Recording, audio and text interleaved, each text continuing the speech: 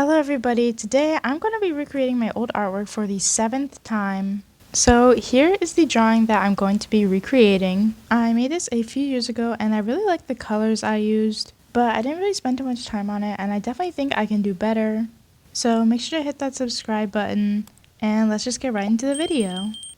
So of course I'm starting off with the sketch and I pulled up this drawing as kind of like inspiration for how I wanted to color and how I wanted the light to be. But yeah, I just decided to draw a horse facing the same direction with the moon now behind it instead of in front of it. And I was actually really happy with this sketch, and so I just added up some like finishing details, making sure I liked every shape, and then it was time to get to coloring.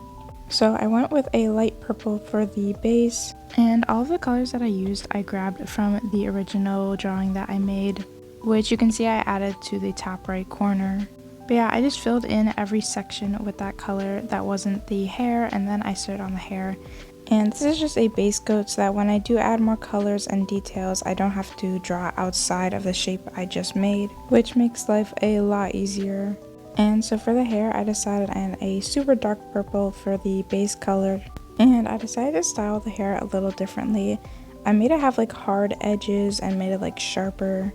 It just kind of happened and I decided to go with it, and I don't actually hate it, so maybe I'll do it again in the future. But then I decided to actually start on the shading, so I added some dark purple around, and then I went in with some pink to kind of try to add some of that color that's in the original photo.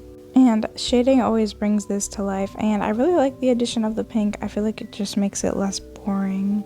And I also brought some dark blue in as like the really dark shadows. But then I moved on to the hair, so on one side I did a very dark purple that was almost black, and then I added some blue to that side too.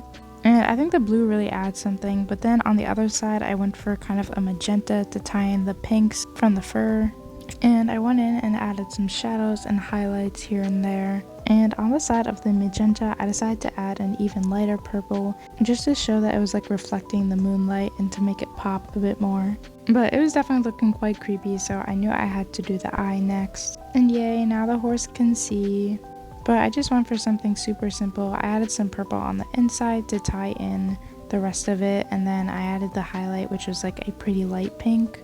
And then I worked on the nostril. I also added some purple there coming out of it. And then I felt pretty good about the horse, so it was time to work on the background. So I decided on a dark blue background, and I put this like blue kind of floating mist around it. I don't know, I was just trying things out.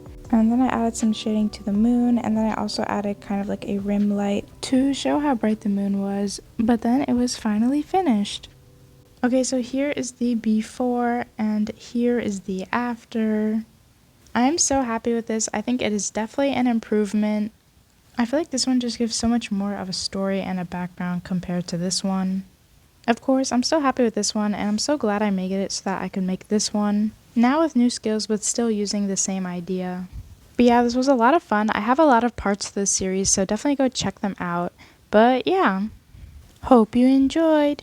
Bye!